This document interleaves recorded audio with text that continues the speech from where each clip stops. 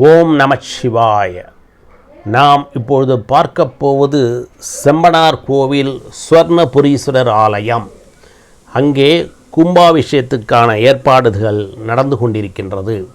இந்த செம்பனார் கோவில் சுவர்ணபுரீஸ்வரர் ஆலயம் மயிலாடுதுறையிலிருந்து 11வது கிலோமீட்டர் தூரத்திலே உள்ளது. இதோ நாம் படிக்கட்டுகள் வழியாக ஏறி மூலவர் சன்னதிக்கு செல்ல வேண்டும். இங்கே உற்சவர் சோமஸ்கந்தர், அம்மன் சுகந்த குந்தலாம்பிகை, தலவிருட்சம் வன்னி வில்வம், தீர்த்தம் சூரிய தீர்த்தம் மற்றும் காவிரி. திருஞான சம்பந்தர் மற்றும் திருநாவுக்கரசரால் பாடல் பெற்ற ஸ்தலம் இது. சித்திரை மாதம் 7ஆம் தேதி முதல் 18ஆம் தேதி வரை காலையில் இங்கே சூரியனுடைய கதிர்கள் மூலவர் மீது விழுவது ஒரு அற்புதம். மூலவரானது 16 இதழ்களுடைய தாமரை இதழ் போன்ற ஆவுடையாரில் இங்கே அமைந்துள்ளது சுயம்பு.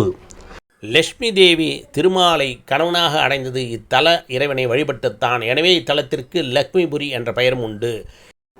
இந்திரன் இங்கிருக்கும் சூரிய தீர்த்தத்தில் நீராடி சிவனை பூஜை செய்து விருத்ராசுரனை வச்சிராயுதம் கொண்டு அழித்தான்.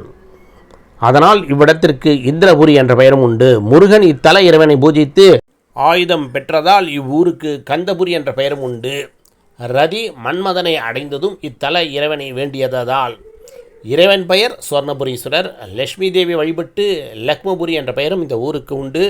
அதனால் இவ்வூர் இத்தல இறைவனை வேண்ட வறுமை நீங்கி குபேரத்துவம் ஏற்படும் என்பது உண்மை. இதோ கோவிலின் அழகான தோற்றம் கும்பாபிஷேகத்துக்காக காத்து கொண்டிருக்கின்றது. ஓம் நமச்சிவாய. இந்த செம்பனார் கோவில் ஆனது மயிலாடுதுறையிலிருந்து 11வது கிலோமீட்டர் தூரத்தில் உள்ளது. ஓம் நமச்சிவாய. பிரகாரத்தில் உள்ள சிற்பங்களை நாம் பார்த்து கொண்டிருக்கின்றோம். ஓம் நமச்சிவாய. உங்களின் ஆன்மீக பயணத்தில் Chitra Balasubramanian. Please subscribe my channel. Thank you very much. ஓம் நமச்சிவாய. ஓம் நமச்சிவாய. ஓம் நமச்சிவாய.